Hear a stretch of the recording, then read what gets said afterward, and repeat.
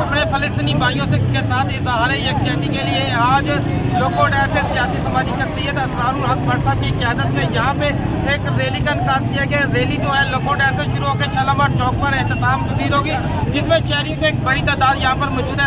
इस वक्त मेरे साथ लोकोडैर की सियासी समाजी शख्सियत साहब का चेयरमैन असरारुल हक भट्ट साहब मौजूद है। मज़ीद उससे जानेंगे।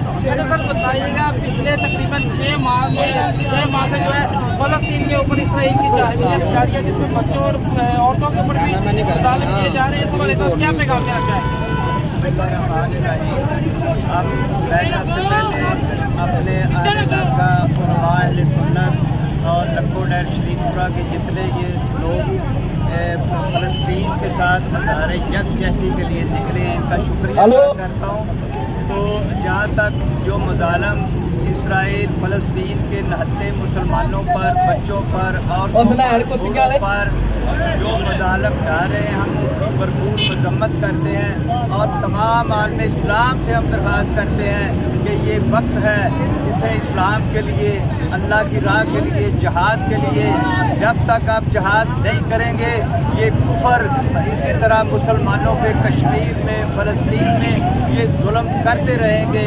मैं तमाम आलम इस्लाम के हुक्मरानों से अपील करूँगा कि जिस तरह ईरान ने जुर्रत की है, सब खड़े हो जाएं। आज वक्त है और इनको यहूदियों को, इस अमेरिकन लाबी को गज़ा से निकाला जाए और बैतुल मुक़द्दस का कब्ज़ा जो उसे वागुज़ार कराया जाए और मुसलमानों की जो बैतुल मुक़द्दस है, मुसलमानों की जो जगह है, अल्लाह का घर है, वहाँ से यहूदियों को निकाल दिया जाए, वरना इसी तरह पाकिस्तान की अवाम निकलेगी और इंशाअल्लाह फ़लस्तीन की जब तक जंग रहेगी पाकिस्तानी अवाम के साथ। हाँ जी बिल्कुल, यहाँ पे आपने असरारुल हक भट्ट साहब की बात सुनी। उनके कहना था कि लाहौरिया पाकिस्तान जो है वो फ़लस्तीन के जो मजलूम अवाम है उनके साथ शाना बिशाना करिए, कुछ रैली के क़यादत करें। कुछ और हमारे साथ शहरी मौजूद है, मजीद उससे जाने के साथ आप क्या कहना चाहेंगे?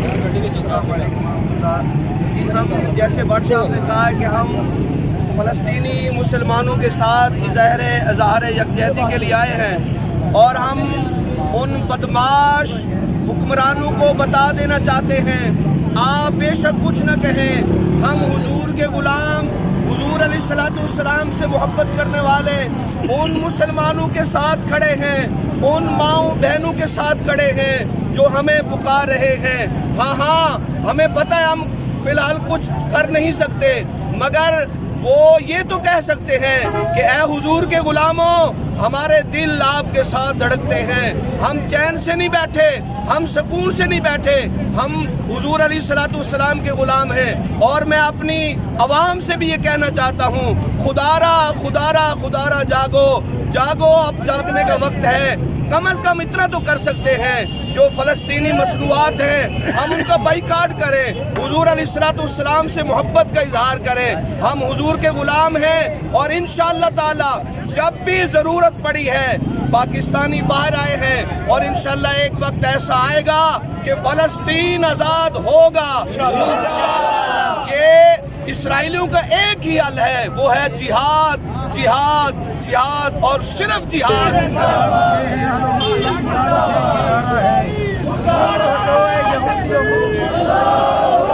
फ़लस्तीन हमारा है, दूर हटो यहूद नसारा, फ़लस्तीन हमारा है। अगर हम इसी तरह सोते रहे तो फिर कसम रब्बे काबा की, फिर आने वाले वक़्त में जैसे मिस्र का हाल हुआ, शाम का हाल हुआ, लीबिया का हाल हुआ, फ़लस्तीन का जो हाल हो रहा है, अब फिर आगे ईरान, इराक, फिर आगे पे नंबर पाकिस्तान का है, फिर पाकिस्तान के बाद जिसका नंबर लगना है वो मक्कतुल मुकर्रमा और मदीनतुल मुनव्वरा है। और अगर आज हम जाग गए मुसलमान तो फिर ये यहूद और नसारा भाग जाएंगे। और यहूदियों का एक ही हल है, वो है अल जिहाद।